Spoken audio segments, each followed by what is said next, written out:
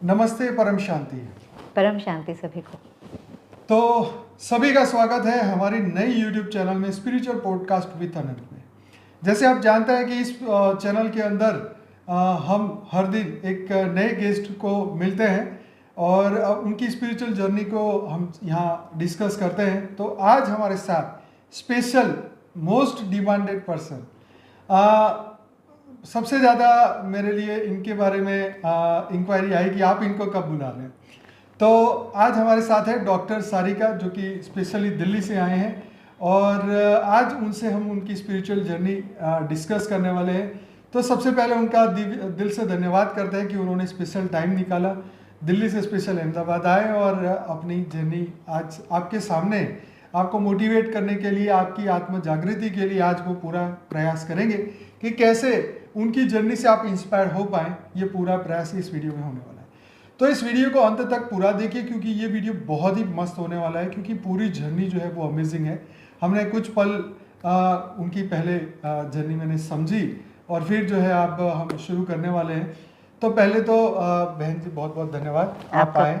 और आप क्योंकि आपके बहुत सारे वीडियोस ऑलरेडी बाबूजी दशरथ भाई पटेल, हमारी जो मेन चैनल है उसमें बहुत सारे वीडियोस हैं उनकी, हमने स्पेशली प्लेलिस्ट भी बनाई है क्योंकि उन्होंने साइंस के साथ अध्यात्म के ज्ञान को बड़ी मस्त तरीके से सबके साथ प्रेजेंट किया है और बहुत लोगों को ये एकदम बहुत ही मस्त लगते हैं इनके वीडियोस।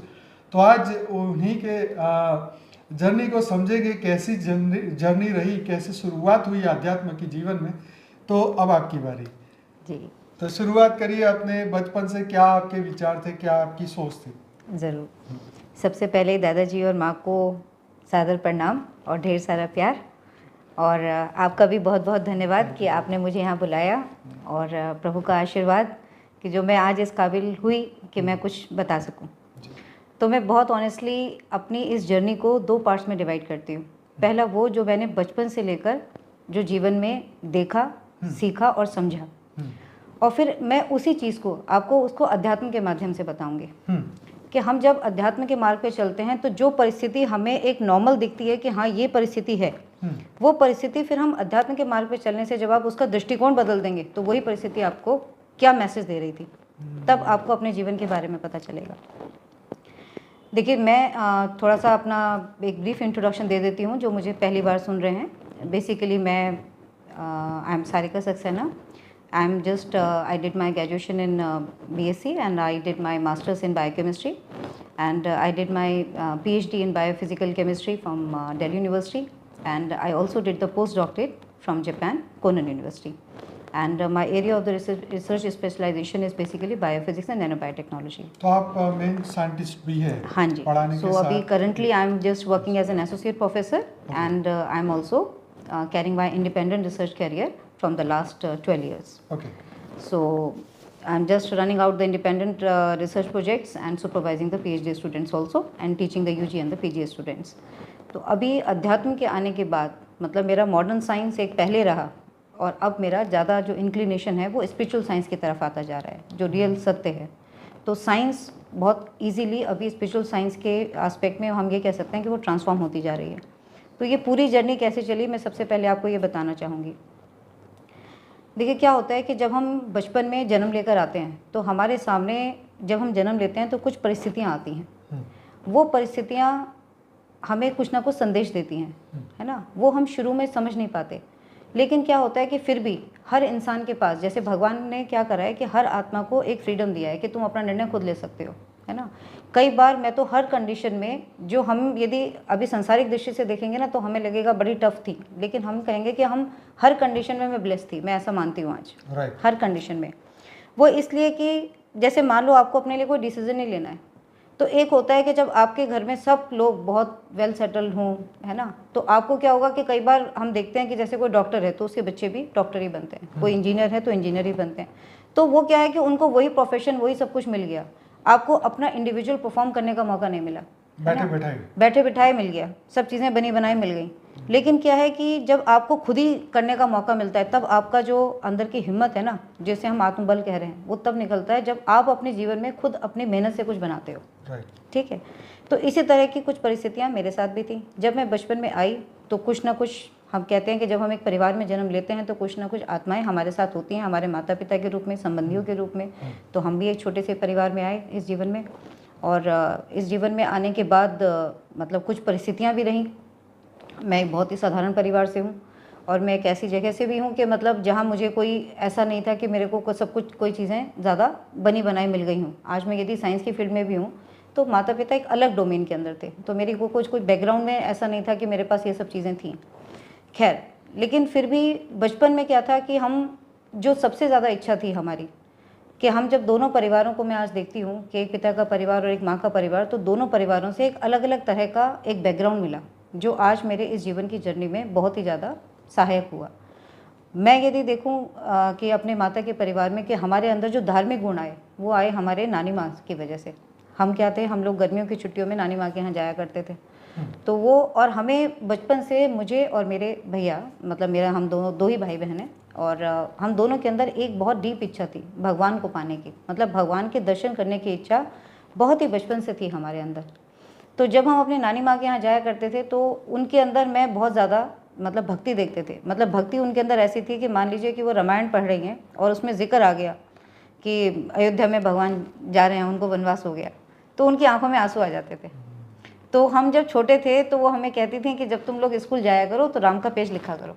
अच्छा। तो हम क्या करते थे, राम का पेज लिखते थे, नीचे राम राम राम राम राम। तो ये आदत उन्होंने डलवाई थी जब हम बहुत छोटे थे। तो फिर हम जो थे दोनों भाई बहन अपना घर भी, मतलब छुट्टियां बिताई, अपना घर आ गए, तो ये हमारा रूटीन था कि राम का पेज लिखा, दिया बत्ती किया, और हम अपना पढ़ने के लिए चले गए। अब हम अपने घर में भी होता है कि एक जो आपका एनवायरनमेंट होता है, कहते हैं ना कि घर ही आपका सबसे पहला गुरु है, तो वही गुरु था कि हम अपने माता पिता को अपनी अपनी फील्ड में, जैसे माँ सारा घर का काम कर रही है तो हम उनको देखते थे कि वो हमारे लिए तो कर रही है ना सब कुछ, तो वहाँ पे वो मेहनत कर रही हैं। पिता हैं वो अपनी जगह पर अपनी मेहनत कर रहे हैं, तो हम दोनों भी हमें कभी हमारे माता पिता को कहना नहीं पड़ा कि तुम पढ़ो, बल्कि हम पढ़ लेते थे। हम कहते थे कि आप हमसे सुन लो, है ना। तो ये वाला एक रहता था। तो मुझे ये लगता है कि मतलब ईश्वर की चाहना और ईश्वर का जो ये आशीर्वाद इनविजिबली हमारे साथ रहा ना, वो हमें अंतर से हमेशा एक अच्छे काम करने की प्रेरणा देता रहा। और फिर जो था कि भगवान को जो मिलने की इच्छा थी, अब भगवान तो कहीं ऐसे उस समय दिखाई नहीं देते थे, तो हम दोनों क्या करते थे, हम दोनों बहुत धार्मिक पिक्चरें देखते थे, बहुत ज़्यादा। और हमने सीखा कैसे कि हम ये देखते थे कि भगवान क्या समझाना चाह रहे हैं, है ना, भगवान को क्या पसंद है। जैसे मान लीजिए कि कोई सीन आ गया, है ना, कि भगवान को तोला गया, पता लगा कि भगवान तुल नहीं रहे हैं, है ना, एक तुलसी का दल रख दिया, तो हमें क्या लगा कि भगवान जी को तुलसी का दल बहुत पसंद है। तो मतलब हर जगह पे कहीं ना कहीं हम ऐसी चीज़ों से सीखते रहे कि भगवान कहाँ पर साथ दे रहे हैं। तो उनको वहाँ पर हम ऐसा महसूस करते थे उस समय बचपन में कि भगवान जीवंत रूप में हमारे साथ हैं। तो वहाँ पे कहते हैं ना कि हर चीज़ में तो उनको ही अपना माता पिता मान लिया। तो जो भी काम करना, कुछ भी काम करना, छोटे से बड़ा, वो हमने उन्हीं को समर्पित रख के, उन्हीं को अपने भाव से उनसे बातें करते हुए ही जीवन की यात्रा बचपन में शुरू करी। और कई बार तो कुछ ऐसा भी होता था कि जैसे पिक्चरों में दिखा देते हैं कि भगवान साधु के रूप में आ गए, तो हमारे घर में हमें पता लगा कोई भिक्षा मांगने आया, हमने बल्कि ऐसा किया भी है सच में कि हम उनके पीछे ही चल दिए कि भाई भगवान आ गए। अच्छा। हम उनके पीछे, जब बहुत छोटे थे उनके पीछे पीछे चल दिए। तो जब थोड़ी देर दूर निकल आए तो पता लगा कि वो भी हमें देख रहे होंगे कि दोनों बच्चे मेरे पीछे आ रहे हैं। तो काफ़ी दूर आ गए जब हम, तो हमने कहा भाई घर चलो, मम्मी इंतजार देख रही होंगी। लेकिन भाव यही होता था कि भगवान है कहीं ना कहीं। उस समय इतनी समझ नहीं थी। तो खैर वहाँ से चलते चलते पढ़ाई भी चलती रही, सब कुछ चलता रहा। फिर क्या होता है कि फिर हमें थोड़ा सा और आगे बढ़े तो हमें पता लगा हनुमान जी आए, है ना। तो हमें लगा भगवान राम, एक सुनते थे ना कि हनुमान जी को राम जी पसंद है, राम जी को हनुमान जी पसंद। तो दूसरी बात है कि हनुमान चालीसा हमें बचपन में कंठस्थ थी। अच्छा। है ना।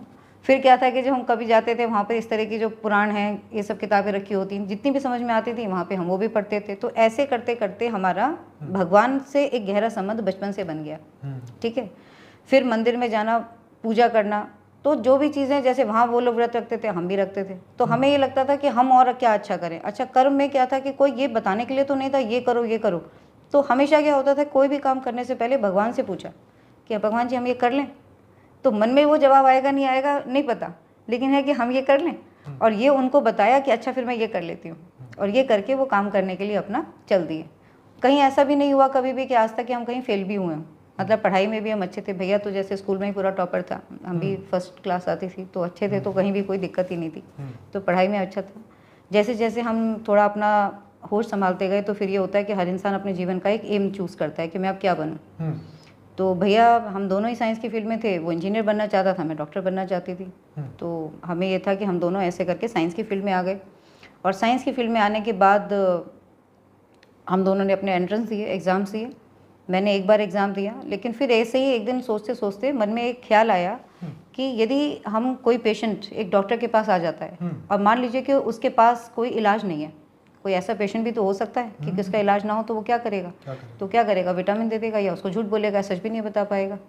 तो मन में ये ख्याल आया कि मैं फिर क्यों ना साइंटिस्ट बनूं, है ना, मतलब साइंस की फील्ड में क्यों ना जाऊं जहां मैं खोज कर सकूं, जहां कभी इनफाइनाइट पॉसिबिलिटी होंगी आपके पास किसी के भी हल को निकालने की, है ना।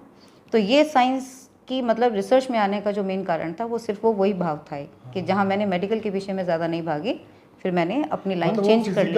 फिजिशियन डॉक्टर बनने के बदले आपने साइंटिस्ट बनना पसंद किया कि आप मानवता की मदद कर सकें। हाँ, मतलब मदद तो हम डॉक्टर बन के भी करते लेकिन लिमिटेड रह जाती है ना। हाँ। लेकिन साइंटिस्ट जब बन जाते हो आप तो वहाँ खोज कर सकते हो कि यदि कहीं भी नहीं हो रहा तो कैसे करोगे। तो फिर हाँ। और उसमें भी मेरे मन में एक बचपन से एक और इच्छा रहती थी कि वो काम करूँ जो कोई ना कर रहा हो। ओके। भाव उसके पीछे क्या रहता था कि जिसपे कई लोग काम कर रहे हैं वो तो काम कोई ना कोई कर ही रहा है, तो उनको करने दो। जिसपे कोई नहीं कर रहा है या हल नहीं निकल पा रहा है तो उस पर काम करूं। तो मैं यही मानती हूँ कि ये भी जो आशीर्वाद रहा होगा ये कहीं ना कहीं ईश्वर का ही एक मतलब प्रेरणा अंदर से रही होगी जो हम उनको साथ लेके रखते थे। तो खैर साइंस में भी आए, ये भी किया, फिर उसके बाद सीधा सीधा एक पाथ ऑप्ट किया जिसमें मैंने ग्रेजुएशन की, पोस्ट ग्रेजुएशन की, मैंने PhD की। तो PhD करते समय भी ऐसा ही हुआ मेरे साथ कि मेरा सिलेक्शन मैंने जहाँ अप्लाई किया था वो दिल्ली यूनिवर्सिटी का एक पार्ट था, लेकिन मैं जिन सुपरवाइज़र के पास काम करने के लिए गई वो दूसरे डिपार्टमेंट में थे। तो उन्होंने मुझे 2 टॉपिक्स दिए PhD में। तो वहाँ उन्होंने मुझे कहा कि multi stranded DNA structures hope for incurable diseases. जब इनक्यूरेबल वर्ड आ गया तो मेरे को बहुत अच्छा लगा ये शब्द। मैंने कहा यही है कि जहाँ जो बीमारियाँ ऐसी हैं, बहुत सारी ऐसी बीमारियाँ हैं कि कैंसर है, एड्स हैं, इनका कोई इलाज नहीं है, आप मेडिसिन के थ्रू इनको ट्रीट नहीं कर सकते। तो वहाँ जब DNA थेरेपेटिक्स की बात आई तो मुझे वो टॉपिक अपील किया, क्योंकि मेरी कहीं ना कहीं मन में अंदर यही था कि मैं इनक्यूरेबल के लिए काम करूँ। तो फिर मैं ऐसा करने के साथ साथ में PhD में मैंने वो टॉपिक चूज़ किया और मैं उसके ऊपर काम करने लगी। लेकिन मैंने पूरे में क्या था कि मेरे साथ परिस्थितियाँ ऐसी ही थी कि मतलब मेरे पास ना कुछ भी बना हुआ नहीं था। और अच्छा, मैंने कभी चाहना भी नहीं की, मतलब मुझे कभी ऐसा लगता भी नहीं था कि मुझे कोई चीज़ बनी बनाई चाहिए। मुझे खुद बनाना अच्छा लगता था कि मैं जहाँ पर जाऊँ वहाँ अपनी मेहनत करूँ, अपनी चीज़ों को बिल्डअप करूँ। जैसे मेरे सुपरवाइज़र भी थे, वो भी अपना पोस्ट डॉक करके आए थे, तो उनकी भी नई लैब थी, तो इतना ज़्यादा नहीं था, लेकिन मुझे शांति पसंद थी। मुझे आराम से शांति से बैठ के पढ़ना, काम करना अच्छा लगता था। तो खैर मैंने वहाँ पे अपना सब कुछ उस टॉपिक पे काम करना भी शुरू किया। लेकिन क्या होता है कि फिर एक परिस्थितियाँ होती हैं और हर इंसान ये ज़रूरी नहीं है कि जीवन में आप जैसा सोचते हो वैसा ही सब जगह पर परिस्थितियाँ मिले। तो मैं अभी आपको सिर्फ ये बताना चाहूँगी कि जैसे उनका एक रहा होगा, जैसे गवर्नमेंट जॉब है तो अधिकतर जगह पर हम ये भी देखते हैं कि जहाँ पर जब हो जाता है इंसान सेटल तो वो इतना तरीके से ज़्यादा काम नहीं करता, वो रिलैक्स हो जाता है ना। तो उनकी तो लाइफ पाथ हो गया रिलैक्स वाले मोड में कि मेरे पास तो अभी स्टूडेंट्स आ गए। लेकिन स्टूडेंट को क्या होता है कि उसको अपना लाइफ पाथ शुरू करना है, तो उसकी अप्रोच अलग है, उसकी अप्रोच अलग है। उनका इजी गोइंग नेचर है, मेरा मेहनत करने का नेचर है ना। तो क्या होता था वहाँ भी संघर्ष था, थोड़ा संघर्ष इन अ सेंस कि मान लीजिए मैंने कोई काम करना है, मैंने कैलकुलेशंस कर ली, मैंने कॉपी रखी कि आप चेक कर लेना। अब 1 दिन हो गया वो अपना बिजी हैं, 2 दिन हो गया अपना बिजी हैं। तो मैंने कहा कि अच्छा, मेरे अंदर साइंस बिल्कुल मतलब उस समय ना पीक पे थी कि मुझे कुछ करना ही है मतलब। और मैं साइंस का एक एक पेपर, एक एक रिसर्च पेपर उस समय तक, मतलब मेरी ये 98 से लेकर 2002 तक जर्नी रही कि वो इस तरह पढ़ती थी कि जैसे मुझे एक एक चीज़ पता हो इसके बारे में। तो मेरे अंदर तो भाव ज़्यादा था लेकिन सामने की तरफ से इतना इनपुट नहीं था। तो मैंने क्या करा, मैंने पूछने जाना ही छोड़ दिया। अच्छा। मैंने अपनी वो इंडिपेंडेंट जर्नी खुद बना ली कि भाई मुझे तो अपना मेहनत करनी है, मुझे अपनी पढ़ाई करनी है। तो then I started learning the things on my own. और मैंने उस समय ऐसा भी हुआ था कि जैसे मेरे पास मुझे नेट का एग्ज़ाम देना था। हमारे क्या होता है कि जैसे हम जब लेक्चरशिप अप्लाई करते हैं कभी भी तो हमें नेशनल एलिजिबिलिटी टेस्ट देना होता है, नेशनल लेवल का एग्ज़ाम होता है। तो मैंने ड्यूरिंग माई PhD वो एग्ज़ाम भी क्वालिफाई किया और मैंने SRF की एक फेलोशिप होती है, मैंने लिली टाटा मेमोरियल में अप्लाई किया था। वो लोग ह्यूमन डिजीज़ के ऊपर जब आप काम करते हो उसी को फंड देते हैं। सो देन उसमें एक क्राइटेरिया था कि जब मैंने वो फॉर्म अप्लाई किया था कि SRF की फेलोशिप में 2 साल आपको रिसर्च एक्सपीरियंस होना चाहिए और एक पेपर पब्लिश होना चाहिए। That is the criteria to apply for that fellowship. तो मैंने SRF के लिए अप्लाई किया और उसमें एक कॉलम था, उस समय मेरे पास फेलोशिप नहीं थी, कि यदि आपको SRF नहीं मिलेगा तो क्या आप JRF एक्सेप्ट करोगे। तो मैंने उस पर भी टिक कर दिया था। So but then I went to Mumbai. और पर मैं क्योंकि पढ़ती ज़्यादा थी, तो पढ़ने से क्या था, मेरी जो थ्योरेटिकल नॉलेज थी वो मेरी ज़्यादा अच्छी थी। तो मेरा उस समय, मुझे आज भी याद है कि मैं परेल गई थी और मेरा हाफ एन आवर तक इंटरव्यू हुआ और उन्होंने मुझसे एक क्वेश्चन पूछे, मैंने 2 या 3 क्वेश्चंस के जवाब दिए। तो जब मैं उठ के जा रही थी, देन दे हैव सेड कि like she has given a good shot. तो मुझे लगा कि शायद, पता नहीं, 15 डेज़ बाद रिजल्ट आया। तो हालांकि मेरा 2 साल का रिसर्च एक्सपीरियंस तो था, लेकिन एक भी पेपर पब्लिश नहीं था, लेकिन फिर भी मुझे SRF की फेलोशिप मिली। तो वो मेरी एक इंडिपेंडेंट अचीवमेंट थी। वो इसलिए थी क्योंकि मुझे मेरे बॉस ने भी ज़्यादा, मतलब वो अपने दुनिया में बिजी थे, तो वो प्रोजेक्ट का फॉर्मुलेशन करना, उस प्रोजेक्ट के ऊपर उस समय सोचना, वो मेरी बिगनिंग थी कैरियर की, कि जहाँ मुझे रिसर्च कैरियर में भी कोई गाइड करने वाला नहीं था। तो खैर वहाँ से वो फेलोशिप मिली, मैंने आगे काम किया, वहाँ से फिर मैंने डिग्री ली। तो मैंने उस पूरे टेन्योर में मतलब 5 मैंने रिसर्च पेपर्स का एक तरह से काम किया था, जिसमें से मेरे 3 काम फर्स्ट रिपोर्ट थे। लेकिन वही बात आ जाती है कि थोड़ा सा कि गाइड और स्टूडेंट के बीच में, जैसे माता पिता के लिए बच्चा बच्चा रहता है, ऐसे ही सुपरवाइज़र की निगाह में स्टूडेंट स्टूडेंट रहता है ना। अच्छा, जब और भी और स्टूडेंट्स होते हैं तो वहाँ भी एक कंपटीशन था कि जैसे मेरी एक जूनियर थी, उसने ज्वाइन किया, वो इतनी मेहनत नहीं करती थी, है ना, मेरे रिजल्ट आ जाते थे, उसके नहीं आते थे। तो एक थोड़ा सा, अच्छा, उसको फिर गाइड करने के लिए सर उसके साथ ज़्यादा रहते थे। तो वहाँ से क्या होना शुरू हुआ कि उनको लगा कि मैं काम कर रहा हूँ तो मैं सुपरवाइज़र हूँ, एक अहम भाव आ जाता है ना जब, तो मैंने वो रिज़ल्ट आने चाहिए। तो उन्होंने क्या किया कि मेरा जैसे पेपर्स पब्लिश नहीं किए, है ना, मेरी थीसिस लिखी हुई चेक नहीं की, थीसिस लिखी हुई मतलब बाद में चेक की, उसकी पहले थीसिस लिखी, उसका काम कराया, पब्लिश किए। तो खैर मुझे हमेशा फिर मतलब कई बार थोड़ा सा ये लगता था, तो मैं कभी भी मतलब ना, मुझे इन परिस्थितियों में भी कोई शिकायत नहीं होती थी कभी। मुझे ये लगता था कि मतलब मैं हमेशा जो एक संबंध है वो मेरा ईश्वर के साथ ही रहता था। तो मैं हमेशा, जैसे मैंने काम भी कर रही हूँ, कोई भी चीज़ ले रही हूँ, तो मैं भगवान से हमेशा बातें करती थी, मैं उनको बता देती थी कि मैं ये कर रही हूँ, मैंने कुछ गलत तो नहीं किया। मतलब जब भी कभी कोई टफनेस आई ना, तो ईश्वर से ही ये पूछना कि मैं कुछ गलत तो नहीं कर रही हूँ, क्या मेरे मन में कोई भाव तो नहीं है, तो मैं इसको और इम्प्रूव कर लूँगी। तो मैंने तो मेरी तो मेहनत करनी थी। तो ऐसा करते करते मतलब हर जगह पर हम अपनी कमियों को देखते गए, उसे रिफाइन करते गए और हम आगे बढ़ते चले गए। उस समय वो पेपर पब्लिश वहाँ पर नहीं हुए, बट क्योंकि मेरी थीसिस सबमिट हो गई थी, वो मैंने थीसिस अपनी सबमिट कर दी। तो देन उस समय में देखा जाए तो मैं बिना किसी पब्लिकेशन के मैंने PhD सबमिट की थी। और जब आप अपनी डिग्री लेते हो तो डिग्री के अंदर जो वैल्यू होती है वो आपके पब्लिकेशंस की होती है, ठीक है। अब मेरे सामने एक दूसरा चैलेंज था कि भाई अब मैं कहीं भी काम करने के लिए जाऊंगी तो obviously the person will ask कि आपने क्या पब्लिश किया डिग्री में। तो मेरे पास दिखाने के लिए तो मेरे पास डेटा था, लेकिन पब्लिकेशन के फॉर्म में नहीं था। फिर मैंने वहाँ से, मैंने दूसरा CSIR का रिसर्च इंस्टीट्यूट है, मैंने वहाँ ज्वाइन किया, क्योंकि मेरा को सब लोग जानते थे, तो काम में तो कोई प्रॉब्लम थी ही नहीं, तो सब अच्छे से चलता रहा। लेकिन वहाँ पर उस समय में क्या था कि जीनोमिक्स का प्रोजेक्ट आया था, तो मुझे ऐसा लगता था कि लाइक वहाँ भी ऐसे प्रोजेक्ट्स हैं फंक्शनल जीनोमिक्स के कि जहाँ पर gene based medicine, individual personalize medicine बनेंगी, कि पूरा ह्यूमन जीनोम यदि सीक्वेंस हुआ है, so they were identifying the single nucleotide polymorphism, जिसमें कोई भी डिजीज़ के अगेंस्ट DNA में जो चेंजेस आ जाते हैं, या कोई ड्रग लेते हैं तो कोई चेंजेस आ जाते हैं, तो इस तरह के चेंजेस पे क्या फ़र्क पड़ता है। तो वो क्या करते थे, they used to collect the blood samples from all over India, कि पूरा हम जीनोमिक स्टडीज़ जीनोम के लेवल पे। तो मैंने 1-2 साल वहाँ काम किया, लेकिन मुझे ऐसा महसूस हुआ कि मतलब इस काम को करने से कोई हील नहीं हो सकता, कोई हील नहीं होगा। हील का मतलब आपने आइडेंटिफाई तो कर लिया कि DNA के सीक्वेंस में ये चेंज आ गया, लेकिन उसको जानने का क्या मैं उस DNA के सीक्वेंस को चेंज कर सकती हूँ? तो जब ये प्रश्न आया मन में, तो मैंने कहा कि यहाँ पे मेरी जर्नी समाप्त नहीं होती। तो मैं कोई टेक्निकल असिस्टेंट की तरह काम करना नहीं चाहती थी। I always want to be independent. फिर मैंने वहाँ से क्विट किया। देन बिकॉज मेरे पास नेट एग्जाम्स था, मैंने इनफैक्ट एक और नेट का एग्ज़ाम भी दिया था which is conducted by IRI, तो मेरा वो भी क्वालिफाई हो गया सर। 2 नेशनल एलिजिबिलिटी के टेस्ट का क्वालिफिकेशन मेरे पास था। So then I went to DTU, Delhi technological university, and then वहाँ मैंने अपना टीचिंग कैरियर शुरू किया।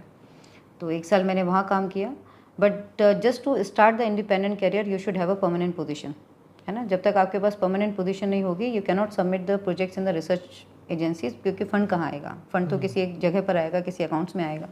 So then the head of the department suggested me to apply in the private universities. So then I applied and मेरा वहाँ एक दिन में सिलेक्शन भी हुआ. वहाँ से मेरी एक इंडिपेंडेंट मतलब एकेडमिक कैरियर की शुरुआत हुई. तो मैंने वहाँ से जब काम शुरू किया तो मैंने 2 साल मतलब 2006 में मैंने ज्वाइन किया था और 2006 से 2008 तक आई वॉज टीचिंग. तो मैं बहुत एडजस्टेड थी मतलब उस सब में, लेकिन फिर भी मेरे अंदर की जो भावना थी वो रिसर्च में ही एक्सेल करने की ज़्यादा थी, क्योंकि मुझे सेवा करनी थी. मुझे लगा कि पढ़ाना एक ठीक है, आप बच्चे को जब आप गाइड करते हो, कुछ भी सुपरवाइज करते हो, तो वो भी एक है कि आप किसी के जीवन को आगे बढ़ा रहे हो, है ना. लेकिन वो एक इनर सेटिस्फेक्शन नहीं देता था मुझे करना था कि मतलब कहीं कोई बीमार ना हो, कहीं भी मतलब सब खुशी से रहें. एक ऐसा सा भाव रहता था कि सब लोग खुश रहें. तो उसके लिए कोई भी टफ काम करना है तो वो कैसे होगा, वो पढ़ाने से तो नहीं होगा ना, बहुत सारी दिक्कतें आती हैं. तो इस तरह से करके फिर मैंने पोस्ट डॉक अप्लाई किया.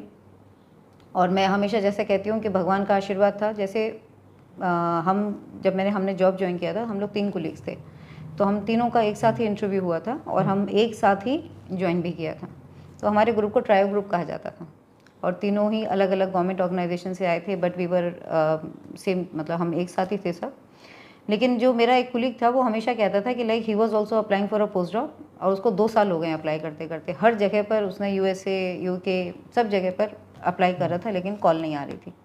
फिर वो इतना थोड़ा सा डिमोरलाइज हुआ कि मैं PhD कर लेता हूँ दोबारा पोस्ट डॉक करने की बजाय. तो मेरे दिन में ख्याल आया कि मेरे तो पेपर भी पब्लिश नहीं हुआ और मैंने तो अभी अप्लाई भी करना नहीं शुरू किया. मतलब 2002 में मुझे डिग्री मिल गई थी, 2006 की बात आ गई, 2006 में मैंने ज्वाइन किया. और फिर उसके बाद मैंने अपने गाइड को अप्रोच किया, तो उन्होंने मेरे 2 पेपर्स उस समय पब्लिश किए.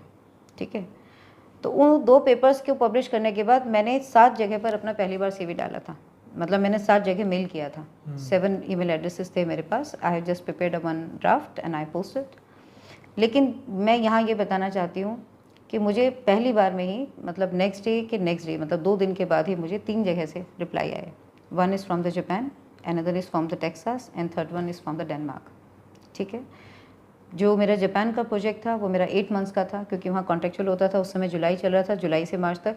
टेक्सास में 2 साल का मुझे मिल रहा था और डेनमार्क वालों से मैंने ज़्यादा बात ही आगे नहीं की. तो यहाँ पर क्या था कि मैं ऐसा सोचती हूँ कि जैसे मैं कहती हूँ ना कि मैंने भगवान को हमेशा अपने साथ रखा. तो मेरे को यदि 2002 में मेरी कुछ परिस्थितियाँ ऐसी थी पीक पर कि वो मुझे 2002 में यदि पब्लिकेशंस मिल भी जाते ना, तब भी मैं उस पोजीशन में नहीं थी कि मैं घर से बाहर जाकर के पोस्ट डॉक्टरेट के लिए जा पाऊँ, है ना. तो कई बार क्या होता है कि हम यदि सांसारिक दृष्टि से देखते हैं तो हमें लगेगा अरे बहुत स्ट्रगल है, लेकिन वो स्ट्रगल नहीं होती. उसके पीछे जब आप ईश्वर को साथ लेकर काम करते हो ना, तो उनको आपका पिछला आने वाला सब कुछ पता होता है. तो वो आपको हर कदम पे अपने आप ही मदद करते जाते हैं. जैसे मैंने अपनी थीसिस ही डेडिकेट की ना भगवान को, तो I just dedicated my thesis to God. I just given all the work कि जो भी है वो सब आपका ही है. मैं तो सिर्फ ये है कि मैं जो अपना भाव से काम करना चाहती हूँ मैंने आपको बता दिया. तो मुझे जब 2008 में तुरंत ही पब्लिकेशंस मिले, इमीडिएटली आई अप्लाइड. तो फर्स्ट टाइम में ही कॉल आ गया, है ना. जापान से एक बार में आ गया. मुझे भी हो सकता था 2-3 साल अप्लाई करना पड़ा, लेकिन ऐसा नहीं हुआ.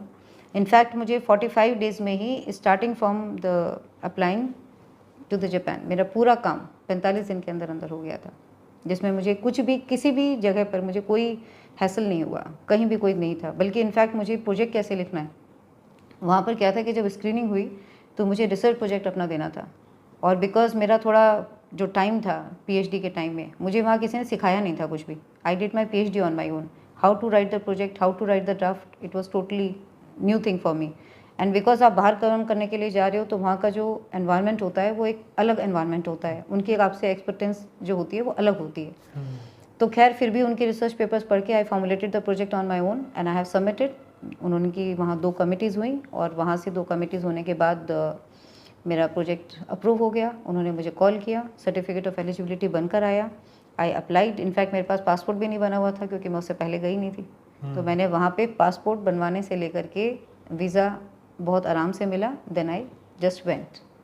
और वहाँ जाने के बाद फिर मैंने एक अलग से काम करना अपना शुरू किया. जापान में मैं 2.5 साल रही वहाँ. 2.5 साल. हाँ, 2008 से लेकर 2010 तक मेरी वो जर्नी. तो अध्यात्म में मतलब वहाँ पर कुछ आपकी सोच चलती थी या सिर्फ यही काम में अपना? नहीं, वहाँ की भी बहुत इंटरेस्टिंग स्टोरी है कि जैसे मैंने अभी कहा कि ईश्वर के साथ मेरा हमेशा ही कनेक्शन था.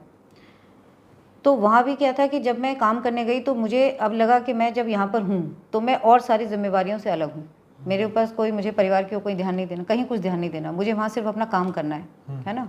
तो मैं बिल्कुल फ्री थी। तो फ्री होने के बाद मैंने, जैसे कहते हैं कि 18 घंटे I was working in a lab. तो वहाँ भी क्या हुआ कि वो ग्रुप भी ऐसा था कि वहाँ भी उन्होंने मुझे कोई बना बनाया रिसर्च प्रोजेक्ट नहीं दिया। उन्होंने कहा okay right your own project, है ना। तो वहाँ भी फिर मैंने अपना एक प्रोजेक्ट डिफाइन किया, अपने हाथ से वो प्रोजेक्ट सबमिट किया, उस पर काम करना शुरू किया। तो when they saw me working, तब उन्होंने मुझे अपना एक रिसर्च प्रोजेक्ट दिया, वो था आर्टिफिशियल न्यूक्लियोसोम। उस समय में मैं नहीं जानती थी कि like why they want to make artificial nucleosome. Nucleosome क्या होता है कि जो हमारा सेल के अंदर डीएनए होता है उसकी लेंथ होती है 3 बिलियन बेस पेयर, और वो हेलिकल स्ट्रक्चर होता है, लेकिन वो हेलिक्स के फॉर्म में नहीं होता, वो एक कंडेंस फॉर्म में होता है, हिस्टोन प्रोटीन के साथ एक कॉम्प्लेक्स बनाता है। तो ये क्या है कि हमारा क्योंकि जेनेटिक मटेरियल है, हम जैसे हैं वो हम पूरी ज़िंदगी भर वैसे ही बने रहें, तो उसके लिए क्या है, जो नेचर ने एक मैकेनिज्म बनाया है जिससे हमारा डीएनए प्रोटेक्ट होता है। ठीक है। अब क्या है, बहुत सारी ऐसी डिजीज़ेज़ हैं जो जेनेटिक लेवल पे हैं। मैंने कहा ना कहीं मैं इनक्यूरेबल पे काम करना चाहती थी, तो ये पाथवे उसी की तरफ जा रहा था कि इनक्यूरेबल का मतलब कि जहाँ डीएनए ही आपका बहुत जगह पर म्यूटेट हो गया, उसके लिए आप क्या दवा बनाओगे, नहीं बना सकते, तो आप एक नया डीएनए रिप्लेस कर सकते हो। उस समय मुझे ये पता नहीं था, लेकिन उन्होंने कहा कि हम एक आर्टिफिशियल न्यूक्लियोसोम बनाना चाहते हैं। तो मेरा हालांकि वो फील्ड नहीं था, उसमें हमें गोल्ड के नैनो पार्टिकल्स बनाने थे, पूरा जीनोमिक डीएनए को कंडेंस करना था, and that was totally new. और मुझे ये था क्योंकि मेरा पीएचडी में थोड़ा एक एक्सपीरियंस ऐसा रहा था कि मेरे अपना ही काम किया हुआ पब्लिश नहीं हुआ, मेरे से 2 ही पेपर पब्लिश हुए, बहुत सारे नए पेपर थे। तो मुझे लगा कि कहीं अब मेरा पीडीएफ में भी मैंने यदि ऐसी स्ट्रगल फेस किया तो उस स्ट्रगल के अंदर भी यही होगा कि मेरे पास पब्लिकेशंस नहीं होंगे, मैं नया प्रोजेक्ट लूँगी तो। और पहला प्रोजेक्ट भी मैंने खुद ही डिफ़ाइन किया था। उसमें भी एक ऐसा था कि एक हमारा आरएनए स्टीवन क्लीवेज ऐसे होता है। एक्चुअली क्या होता है कि जापान में रेडियो एक्टिविटी अलाउड नहीं है ना। तो मुझे क्या था, डीएनए को फ्लोरोसेंटली लेबल करना था, वो एक दूसरा तरीका होता है लेबल करने का, लेकिन उसका प्रोटोकॉल रिसर्च पेपर्स में नहीं था। तो वहाँ भी कुछ ऐसा ही काम था कि मतलब जो काम करना है उसके लिए कुछ भी तैयार नहीं है, कोई इन्फॉर्मेशन नहीं है, करना आपको खुद है। तो मुझे उस प्रोसेस को कैसे करें उसको लगाने में मुझे 8 महीने लग गए करीब। तो मतलब वहाँ भी मुझे बहुत हार्ड वर्क करना पड़ा। और इधर उन्होंने मुझे जब काम करते हुए देखा तो उन्होंने कहा कि लाइक आर्टिफिशियल न्यूक्लियोसोम का प्रोजेक्ट आपको करना है। तो आर्टिफिशियल न्यूक्लियोसोम में क्या था कि मुझे ABCD भी नहीं पता थी, मतलब मुझे कैसे पार्टिकल्स बनाने मुझे ये भी नहीं पता था। और वो लोग खुद ही उस प्रोजेक्ट पे 5 साल से काम कर रहे थे। तो मैंने कहा जब ये नहीं कर पाए तो मैं कैसे कर लूँगी। तो मैंने एक मीटिंग में बोला भी, क्योंकि हमारे यहाँ वीकली मीटिंग्स होती थी कि like how will I do this work. तो उन्होंने कहा we will be the first one, but Sarika सा you will do this work. तो मैंने कहा it's okay, then I took it as a challenge. तो वहाँ पर क्या था कि बहुत हर एक स्टेप पे मैंने उस एक एक स्टेप को फेल्योर से ऑप्टिमाइज़ किया था। जैसे मुझे कोई काम करना है, मैंने 15 दिन के लिए उसके कुछ स्टेप्स हैं। मैं क्या करते थे, एक पार्टिकल में एक ड्रॉप डाली, उसका कलर चेंज हो जाता था, रेड से पिंक, मतलब वो फेल हो गया आपका सिस्टम। फिर दोबारा से कुछ स्टेप में चेंज किया, ऐसे कर करके मेरे 7-8 महीने मतलब लग गए। अब मुझे ये लगा कि मुझे एक तरफ थोड़ा सा फैमिली को देखना था कि मुझे वापस भी आना है, मुझे काम भी करना है, मुझे पब्लिकेशंस भी चाहिए, और आप नए प्रोजेक्ट पे काम कर रहे हो, कुछ भी नहीं पता। तो एक स्ट्रेस भरी थोड़ी सी सिचुएशन थी। अच्छा, मैं क्योंकि परिवार से बहुत ज़्यादा डीपली अटैच्ड हूँ, मैं पहली बार दूर भी गई थी, तो मैं थोड़ा सा इल भी हो गई वहाँ जाकर, मतलब शुरू के 7-8 महीने में मैं इल हो गई। तो फिर मुझे क्या हुआ कि मेरे को ये लगा कि मतलब मैं इतना करना भी चाहती हूँ, तो कई बार मैं भगवान से ये कहती थी कि आप तो जानते हो ना कि मैं तो सेवा के लिए काम करना चाहती हूँ, आप तो जानते हो ना कि मैं कोई मतलब मैं यदि मेरे पास पब्लिकेशन नहीं होंगे मेरा तो रास्ता रुक जाएगा। तो ऐसा मन में कई बार भाव आ जाता था। तो मुझे याद है कि मेरे एक दिन ऐसी जा रही थी, तो मेरे कॉरिडोर में से मेरे बॉस निकले, उन्होंने कहा सारिका सा, the time is important for you as well as for us, and I think you can change the project and you can take some other project because I think इसमें तो काम नहीं होगा। तो मुझे उस दिन हर्ट हुआ, मेरे को लगा कि प्रोजेक्ट में काम क्यों नहीं होगा, मैं काम तो कर रही हूँ ना। मतलब मैंने उनको तो कुछ नहीं कहा, बट मैंने उनको कहा okay just give me 1 week time, ठीक है। और मुझे याद है कि मैं क्योंकि भक्ति मार्ग से जुड़ी थी, मैं वहाँ भी लक्ष्मी माँ का शुक्रवार का व्रत रखती थी। हाँ, तो मैंने अपना जापान में भी जो मेरा रूम था, एक छोटा सा मंदिर बनाया हुआ था। मैं आई उस दिन लौट कर, मैंने प्रसाद बनाया और मैंने माँ को कहा कि माँ मैं तो इतने समय से काम कर रही हूँ, आपको तो पता है मैं एक एक स्टेप पे काम करती हूँ। तो मैं कहा ना, मैं भगवान को हर बात बता के करती थी। तो मैं उस दिन मैं पर बहुत भाव से भरी थी शायद, तो मैं बहुत रोई कि आपको तो पता है ना वो वाला मैं काम कर रही थी, तो मैं सारी बात उनको बता रही थी, वहाँ और तो कोई था नहीं कि मैंने T1 ऐसे पे काम किया, इस पे काम किया, आपको तो पता है ना। और मैं ऐसे ही भाव में करते करते सो गई और मैंने कुछ नहीं खाया। फिर मैं सुबह अपने आप को तैयार किया और मैं फिर दोबारा से लैब में करने चली गई। इस बार मैंने 1 सेट की जगह 3 सेट लगाए, क्योंकि मुझे ये पता था कि मेरे पास फ्राइडे तक का ही टाइम है और सैटरडे से मैंने शुरू किया था। तो उस पूरे वीक में जब मेरा वो एक कॉन्जुगेट बनाती थी ना मैं नैनो पार्टिकल के साथ, तो उसमें जो कलर चेंज होता था, मैंने कुछ भी नहीं किया। मैंने मतलब एक जगह पे सिर्फ एक स्पीड को ही चेंज किया था, एक ही स्टेप में स्पीड। मैं पहले स्लो स्पिन करती थी, मैंने फास्ट स्पिन किया। मैंने इस बार देखा कि तीनों बॉटल्स में कॉन्जुगेट बनाने के बाद जो कलर पिंक होता था वो रेड कलर का था। तो मुझे यहाँ से ये समझ में आया कि मतलब इस बार तो ये भी नहीं, मतलब मन में तो ये आ रहा था कि बना ही नहीं कुछ भी। और फिर मैं उस न्यूक्लियोसोम मतलब डीएनए कैसे कंडेंस होता होगा ये सिर्फ मेरे एक इमेजिनेशन में था कि मैं कैसे होता होगा। तो मैंने AFM एक इंस्ट्रूमेंट होता है, वहाँ से मैंने डीएनए को डाइल्यूट करना शुरू करा एंड 6 माइक्रोलीटर वॉल्यूम बनाया था मैंने। और वो मेरा मतलब जैसे क्रोमोसोम दिखता है एज इट इज़ मेरे पास पूरी AFM की इमेज आई। तो रात के शायद 8:30 बजे थे। देन आई थॉट कि आज मतलब उस पूरे वीक में वो बन गया था। Then I immediately went to my sir's room and I said कि लाइक प्लीज़ से समथिंग, क्योंकि वहाँ का एक ड्रॉबैक क्या था कि हर इंस्ट्रूमेंट वहाँ जैपनीज़ में लिखा होता है, तो आप लिमिटेड ऑप्शंस को ही क्लिक कर सकते हो कि जैसे first row, second option, second column, third option, इस तरह से हम इंस्ट्रूमेंट्स को याद रखते थे। देन उन्होंने जब उसको देखा कि ये बन गया तो वो बहुत ही मतलब एक्साइटेड हुए कि like you do not know कि like how wonderful work you have done, कैसे किया तुमने। और वो ऐसे ही बस और 20 जगह पे डेटा सेव किया, उसकी इमेज ली, क्योंकि वो स्ट्रक्चर 10 नैनोमीटर का बन गया था। हमारा जो डीएनए होता है वो न्यूक्लियस में होता है और जो पोर होते हैं वो 28 नैनोमीटर का होता है। तो 10 नैनोमीटर के स्ट्रक्चर को, जीनोमिक डीएनए को बड़े आराम से न्यूक्लियस में भेजा जा सकता था। तो वो उन लोगों के लिए फ़ायदेमंद होता जिसमें जीनोमिक डिजीज़ हो गई, मतलब जिनका कोई सोल्यूशन ही नहीं है दुनिया में, रीजनरेटिव मेडिसिन, तो आप कोई भी जीनोम को पूरा रिप्लेस कर सकते थे। फिर भी मुझे यकीन नहीं हुआ, मैंने कहा बन गया ये, तो मैं कहाँ इतने समय से ट्राई कर रही थी और मैं बिल्कुल मतलब पीक पे, मैं बीमार भी थी उस समय।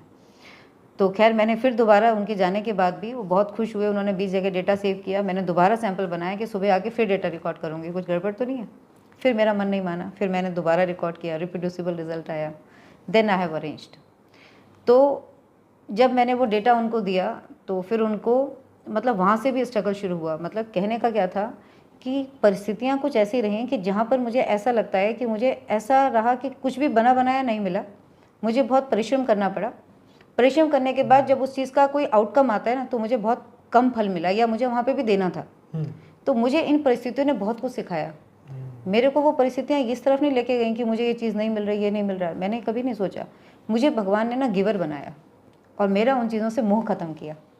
और आज मैं उस दृष्टि से देखती हूँ कि यदि मुझे वो जर्नी, मतलब आज मैं जब अध्यात्म की जर्नी पर आ गई हूँ, तो मुझे ये लगता है कि यदि मुझे वो चीज़ मिल गई होती तो शायद मैं आज यहाँ जर्नी नहीं कर रही होती, है ना। तो आपका कहीं ना कहीं एक लाइफ का पाथ होता है। और मैं आज ये भी नहीं मानती कि वो मैंने बनाया होगा, मुझे लगता है कि लाइक वो भी भगवान की ब्लेसिंग होगी कि उन्होंने ही मुझे वो एक बुद्धि और वो एक अंदर से भाव दिया, शक्ति दी कि मैं उसको वो बना पाई।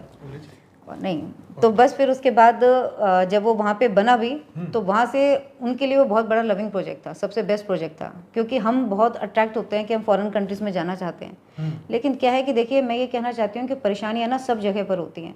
परेशानियाँ ऐसा नहीं है कि हम यदि भारत में रह रहे हैं, कोई काम कर रहे हैं, तो कई बार हम सोचते हैं कि फंडिंग नहीं है या चीज़ें फैसिलिटीज़ कम हैं। लेकिन जब हम कभी बाहर भी जाते हैं ना, तो बहुत सारी चीज़ें हमें प्लेंटी में मिल जाती है। हम शाम को कोई चीज़ ऑर्डर करते हैं, सुबह मिल जाती है। लेकिन कोई भी ऐसी जगह नहीं बनी जहाँ विपरीत परिस्थितियाँ नहीं होती, हर जगह पर होती हैं। वहाँ पर क्या था, वो लोग बड़ी ग्रांट्स लेकर आते हैं, तो उनकी एक्सपेक्टेशंस भी अलग होती है। उनको लगता है कि उनको बड़े बड़े रिसर्च पब्लिश करनी है ना, ताकि उनको बड़े रिसर्च पब्लिश और ज़्यादा ग्रांट मिलेगी, उनका नाम होगा, फेम होगा, तो they want to give the credit. तो साइंस की फील्ड में ये चीज़ बहुत ज़्यादा होती है। तो वहाँ पर अब मेरी स्ट्रगल शुरू हुई कि अब मुझे उनको सब सिखाना था। बल्कि वो यदि एक तरीके से काम करते तो अब वो प्रोसेस, वो स्टेप ऑप्टिमाइज हो चुका था, है ना। मेरे लिए उस स्टेप में आगे जाना बहुत ही आसान था, और वो मैंने एक एक स्टेप खुद अपनी मेहनत से किया था। तो वो मुझे कोई प्रोटोकॉल नहीं था, बट उनकी क्या एक्सपेक्टेशन शुरू हुई कि अब तुम सबको सिखाओ। अब हम भी खड़े होंगे कि कैसे बनाया तुमने, एक एक स्टेप सिखाओ। तो मेरे मन में क्या आया, मेरे मन में कोई लालच नहीं आया। मेरे मन में ये आया कि मैं जब इंडिया वापस जाऊंगी तो मैं ये काम नहीं कर पाऊंगी वहाँ जाकर, इतनी फैसिलिटी नहीं है। तो मैंने कहा कि it's okay, just give me the time, I will prepare a copy for you. तो मैंने एक पूरी कॉपी बनाई उनके लिए, एक एक स्टेप उसमें मैंने सब कुछ लिख दिया, एंड देन उस स्टेप को मैंने उनको कॉपी हैंड ओवर कर दी। और उसके बाद भी उनके मन में भी कहीं ना कहीं ये रहता था कि हम ये काम नहीं कर पाए तो मुझसे और ज़्यादा एक्सपेरिमेंट वो करवाते रहे। और जब मुझे था कि मैं इस काम को पब्लिश करूं, तो मैंने जब उनको रिसर्च पेपर अपना लिख के दिया, तो instead of checking that paper उन्होंने लिखा कि show me the copy of your all experiments, मतलब they want to gain the information. तो ऐसा भी मतलब बहुत हुआ। और एक और भी प्रोजेक्ट वहाँ शुरू किया, तब भी मैंने देखा। तो मेरे को मतलब इन सब परिस्थितियों से क्या लगा कि दुनिया में ना मतलब एक कहना चाहिए ना कि एक रेस लगी हुई है एक तरह से। हर जगह पर आपको अलग अलग तरह की परिस्थितियाँ मिलती हैं, लेकिन आप उन परिस्थितियों में क्या सीखते हो, क्या लर्न करते हो, उनसे कैसे डील करते हो, वो आपका एक व्यक्तित्व निर्धारण करती जाती हैं। मेरे मन में भी आ सकता था कि मैं उस डेटा को ले लूँ, मैं उसे पब्लिश कर लूँ। मुझे बहुत लोगों ने बाद में कहा कि like why don't you publish. और आज मुझे आए हुए 2010 से 2022 हो गए, 12 साल हो गए, लेकिन आज भी वो काम कोई नहीं कर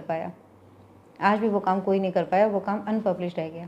लेकिन हम क्यों पीछे रह जाते हैं ना जीवन में, या जो मतलब कहना चाहिए कि जो आपकी परिस्थितियाँ आपको जीवन में मिलती हैं वो आपके व्यक्तित्व का निर्माण करती हैं, है ना। वही आपके अंदर, आप एक कोई परिस्थिति आती है, आप उसके अंदर एक निर्णय लेते हो कि आपके अंदर ये भी आ सकता है कि मैं वहाँ जाके ये काम कर लूँगा, मुझे क्या दूँ। तो मेरे मन में कभी वो चीज़ नहीं आई।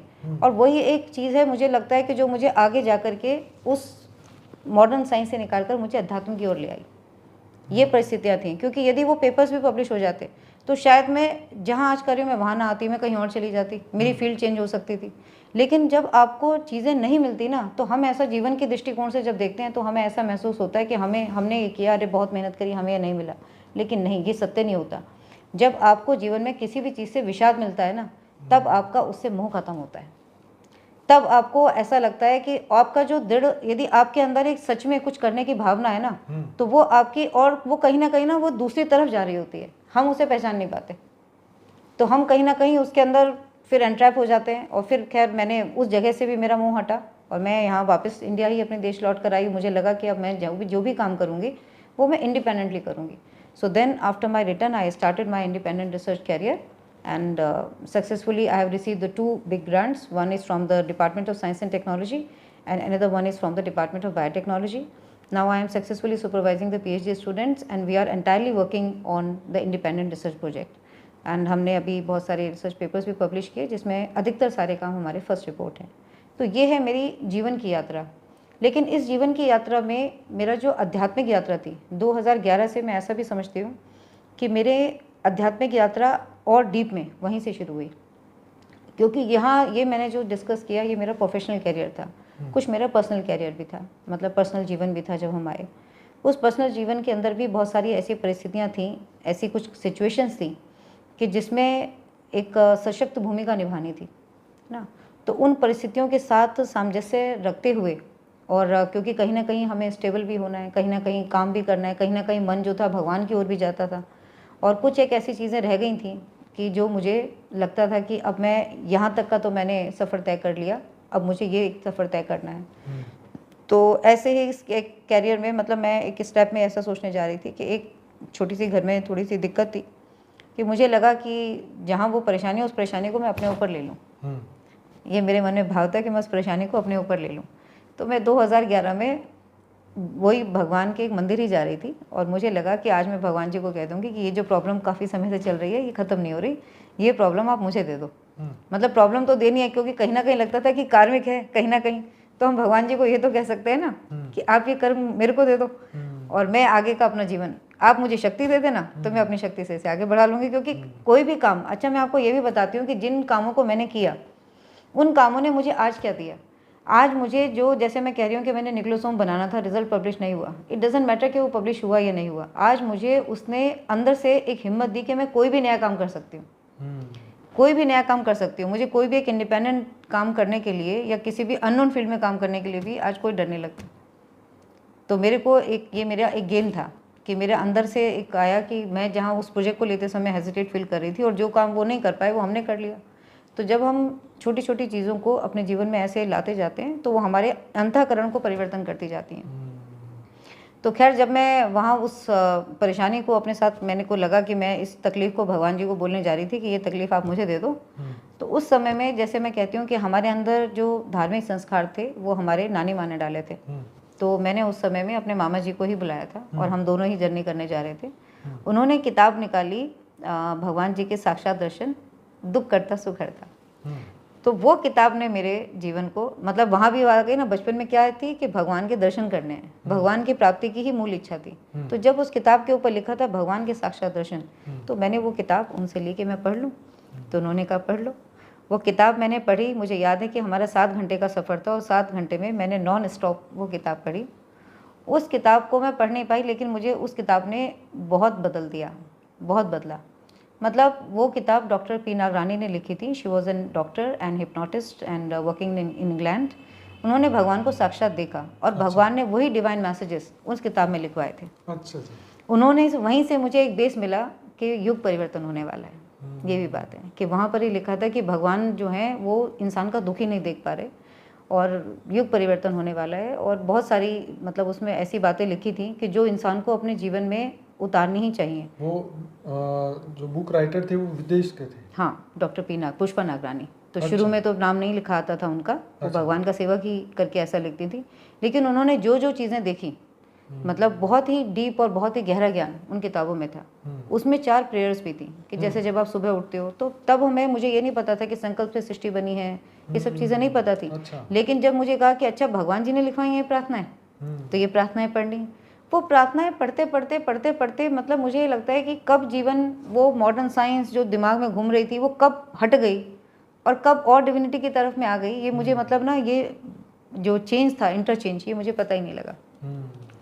खैर वो एक ही किताब थी। फिर मुझे ये था कि ये किताबें कहीं मार्केट में नहीं मिलती। वहाँ से मेरी और ज़्यादा मतलब गहरा जो कहते हैं ना वो मेरा शुरू हुआ। तो वहाँ पर कुछ एड्रेसेस लिखे हुए थे, तो उसमें से एक लखनऊ का एड्रेस था और मुझे ये पता था कि वो किताबें की और भी 1-2 सीरीज़ हैं, तो किसी को चाहिए हो तो वहाँ से ले सकता है। तो खैर मैंने वहाँ से किसी तरह कॉन्टैक्ट किया। धीरे धीरे प्रभु का ये आशीर्वाद रहा कि उस किताबों की जितनी भी सीरीज़ पब्लिश हुई थी उनके द्वारा, क्योंकि वो तो इंग्लैंड में थे तो वहाँ से तो कॉपी ली नहीं जा सकती थी, वो मेरे पास आ गई। तो मैंने उसमें से बहुत सारी चीज़ें पढ़ ली थी, जैसे समर्पण बुक थी, आत्मा की अनंत यात्रा और जीवन की ईश्वर में ही रहा, बहुत ही वंडरफुल बुक थी। तो ये सब किताबें ऐसी थी कि जिन्होंने मेरे को मतलब जब कहते हैं ना आत्मा की जो जर्नी है, या उसमें एक था ट्रू जर्नी ऑफ सोल, तो ये सब चीज़ें मैंने जब पढ़ी तो मुझे जो पूरी परिस्थितियाँ प्रोफेशनल कैरियर में रहीं, पर्सनल कैरियर में रहीं, या जीवन का जो पूरा एक सार होता है वो मुझे समझ में आने लगा।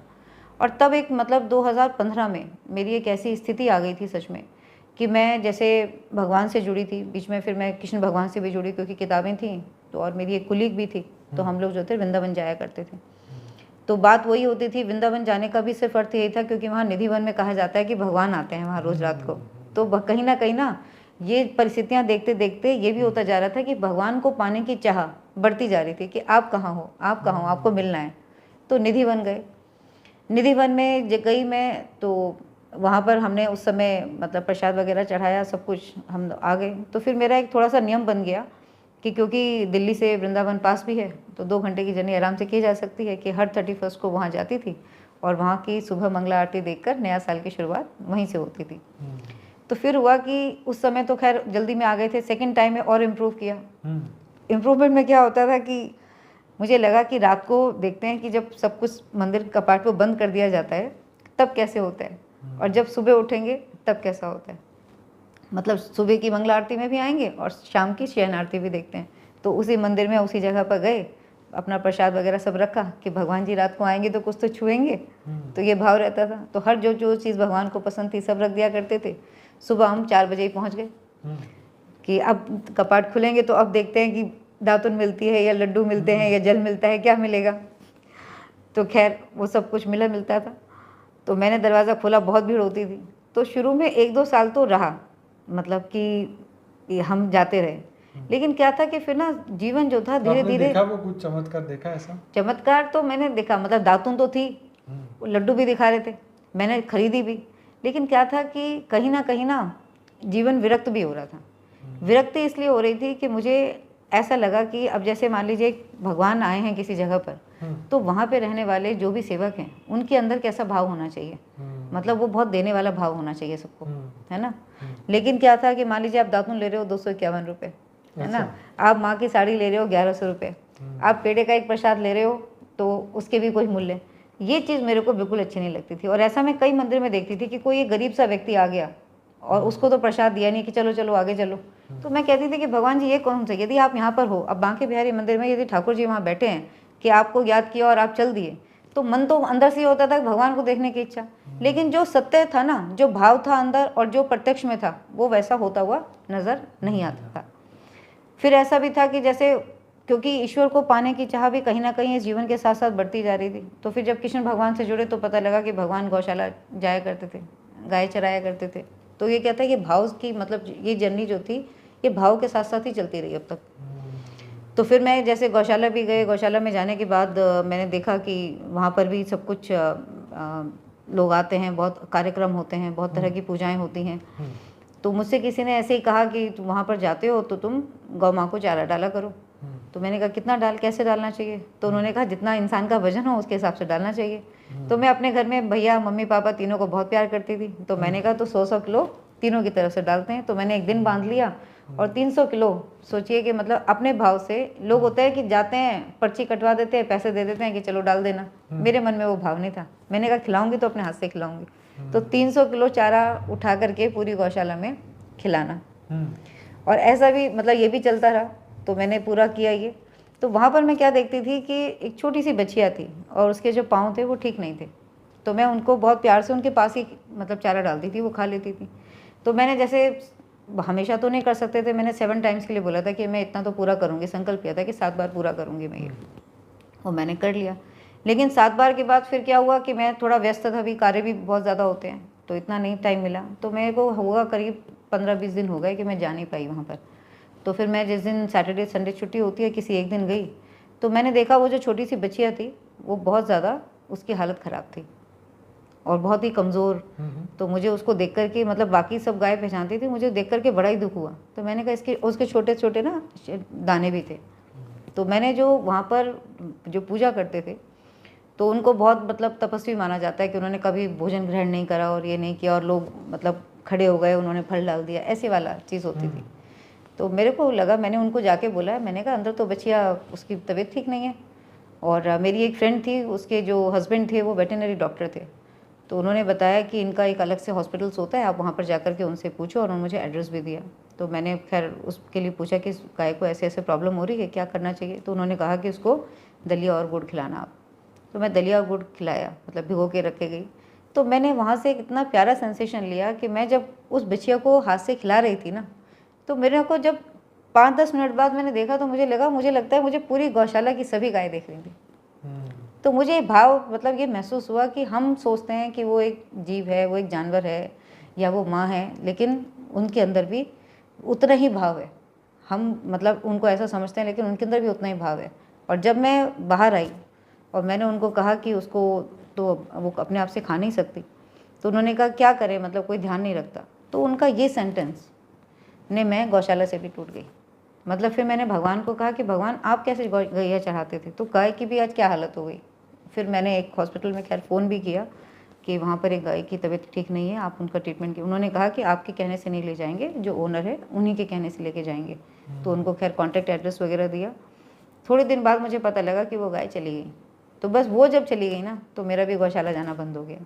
तो कहने का अर्थ ये था कि इन सब बातों में कि जैसे जीवन भगवान को लेकर पर्सनल लाइफ में, प्रोफेशनल लाइफ में बहुत संघर्ष आते चले गए, लेकिन ये परिस्थितियाँ जब मतलब ज्ञान आता चला गया, तो ये परिस्थितियाँ कहीं ना कहीं मतलब ये ना एक ट्रांसफॉर्मेशन था जीवन का, कि जो दुनिया में हो रहा है, या जैसे हम भक्ति मार्ग में भगवान से जुड़ रहे हैं, या प्रोफेशनल कैरियर में हम अलग अलग जगहों से जुड़ रहे हैं, ये कहीं ना कहीं हमें एक सिचुएशन के रूप में दिखाई दे रही हैं। लेकिन जब आप ज्ञान के उसमें जाते हो, और जब आप इसी जीवन को पलट कर देखते हो कि आपके जीवन में जो हो रहा था वो आपको क्या दिया, वो एक दूसरी जर्नी है। की परम शांति सोचो, बोलो परम शांति। Join us daily for live meditation, 10 p.m. to 11 p.m. on YouTube Live. Subscribe now. Website www.paramshanti.org. Email us anant@paramshanti.org. Like, share, subscribe. Join today. बेहद की परम